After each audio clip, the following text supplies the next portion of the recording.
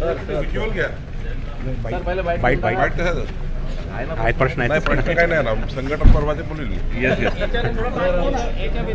नाही व्यतिरिक्त ना. सर नाही नाही नाही त्याच्यावरच विचारतो सर, याच्यावरच विचारतो. संघटन परवा विचार. येस येस सर सध्या ह्या गोष्टी खरी आहे की संभाजीनगरला एक प्रकरण झालं आहे. राज्यात पुन्हा होऊ नये याची काळजी घेतली आहे, पण चांगलं वाढू धोरण येत आहे, ज्यातनं आपल्याला गावातल्या घरकुलांना गावातच रेती मिळेल, सर्वसामान्य जनतेला कुठलाही त्रास होणार नाही. आणि आता 100% PWD आणि इरिगेशन किंवा शासकीय विभागाला आम्ही सांगितलं आहे की सँडची म्हणजे रिव्हर सँडची गरज पडणार नाही बिल्डिंग बांधण्याकरता. आता क्रश सँडवर सुद्धा संपूर्ण बांधकाम करता येतील, त्याची पॉलिसी आम्ही आणतो आहे. म्हणजे गिट्टीवरनं दगडावरनं तयार झालेली रेती ही आता पूर्ण बांधकामाला वापरता येईल याची पॉलिसी लवकरच आम्ही 8 दिवसात आणतो आहे, ज्यामुळं मोठ्या प्रमाणावर रेती आता लोकांना रिव्हर सँडची गरज पडणार नाही. यम सँड किंवा दगडावरची किंवा गिट्टीवरून तयार केलेली रेती वापरता येईल. हल्ला झाला तर सध्या शरद पवारजींनी एकनाथ शिंदेचा सत्कार केल्यामुळं ते राहुल गांधीला भेटतील, शरद पवारजीला कशाला भेटतील? उद्या व्हॅलेंटाईन डे आहे, शरद पवारांचा व्हॅलेंटाईन नवीन महायुती असू शकते का? तुम्हाला माहीत, मला माहीत नाही. वाढू धोरण येणार आहे आणि हे वाढू धोरण सर्वसामान्य लोकांना रेती मिळणार असं असणार आहे. वाळू माफिया पुढच्या 2 वर्षामध्ये वाळूची तस्करीच करू शकणार नाही, एवढी वाळू आम्ही जनतेला उपलब्ध करून देतो आहे. त्यामुळे माफियाचा प्रश्न येणार नाही. अधिकाऱ्यांच्या जीवापर्यंत भूमिका सरकारची जी असेल पुढच्या काळात अशी राहू शकते का? नाही, आम्ही याच्यामध्ये कडक कायदे आणतोय, लवकरच कॅबिनेटमध्ये येतोय, आपल्याला कळेल. सर, नगर विकासच्या बैठकीत आज एकनाथ शिंदेनी उपस्थिती नाही दर्शवली, नाराजी काय आहे? काही नाराजी नाही होत, तुम्हालाच कळते नाराजी कुठली का. आम्ही तर काल रोजच बोलतो एकनाथ शिंदेची, कालही बोललो एकनाथ शिंदेची. मी काही नाराजी नाही आहे, तुम्हाला मीडियांनाच ती दाखवायची आहे, कारण जाणीवपूर्वक दाखवायची आहे. मला तर मीडियाचंच कधी कधी वाईट वाटतं की तुम्हाला इतकं का पडलं आहे. आमची महायुती एवढी प्रचंड आहे, तुम्हीच त्या ठिकाणी मोठ्या प्रमाणावर वाद चालू आहे, विवाद चालू आहे. रोज आम्ही एकत्र बसतो आहे, रोज चहा पितो आहे, रोजच बसतो आहे, रोजच सोबत बसून निर्णय घेते आहे. आणि देवेंद्र फडणवीस सारखे कार्यक्षम मुख्यमंत्री या राज्याला असताना प्रचंड महायुतीला मजबूती देणारा नेता आहे.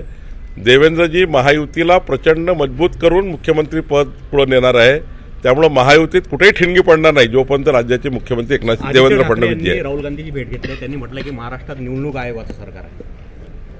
आता हे अशी चौकडी बनली आहे, अकार्यक्षम नेत्यांचा हा ग्रुप आहे. ज्या नेत्यांना जनतेमध्ये जाऊन काम करता येत नाही, ते मशीनवर ठपके ठेवून, आयोगावर ठपके ठेवून आपलं राजकारण चालवण्याचा प्रयत्न करत आहे. जनतेने यांना नाकारला आहे, राहुल गांधीला नाकारलं, आदित्य ठाकरे उद्धव ठाकरेंना नाकारला आहे.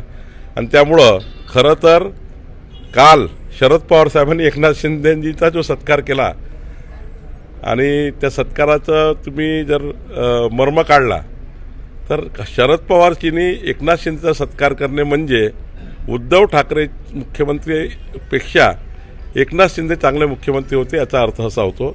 आणि त्यामुळं थोडे तिलमिलेपणा होऊन म्हणजे उद्धव ठाकरे आदित्य ठाकरे यांच्या तीळपापड झाला शरद पवारजींनी सत्कार केल्यामुळं एकनाथ शिंदेचा. आणि त्यामुळं घाईघाईमध्ये आदित्य ठाकरे राहुल गांधीला भेटायला गेले.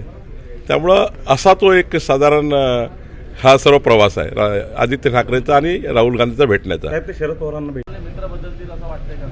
काय सर्वच पक्ष आपले मित्र बदलतील असं वाटतंय का? महायुती प्रचंड ताकदवान आहे आणि पुढचे अनेक वर्ष महायुती टिकणार आहे. यापूर्वीही आम्ही 25 वर्ष राज्यामध्ये शिवसेना भाजप युती टिकवली आहे आणि आमचा नेहमीचाच धर्म आहे की आम्ही महायुतीला उच्च स्थान देऊन त्यांना टिकवण्याचा प्रयत्न करतो. कार्यकर्ता मंडळाने म्हटलंय की वाळू माफियामुळे गुंडागिरी फक्त एका जिल्ह्यातच नव्हे तर राज्यभरात आहे, यावर तुम्ही कसं? राज्यामध्ये वाळू माफिया यांना मोठ्या प्रमाणावर जेरबंद करण्याची योजना आम्ही चालू केली आहे.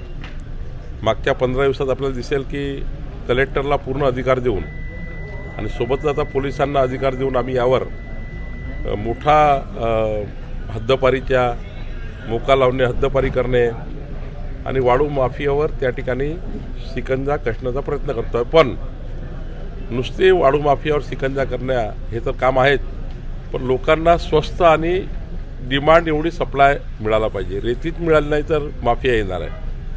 रेती कशी लवकरात लवकर मिळेल, सुलभ मिळेल याची वाळू धोरण लवकर येत आहे.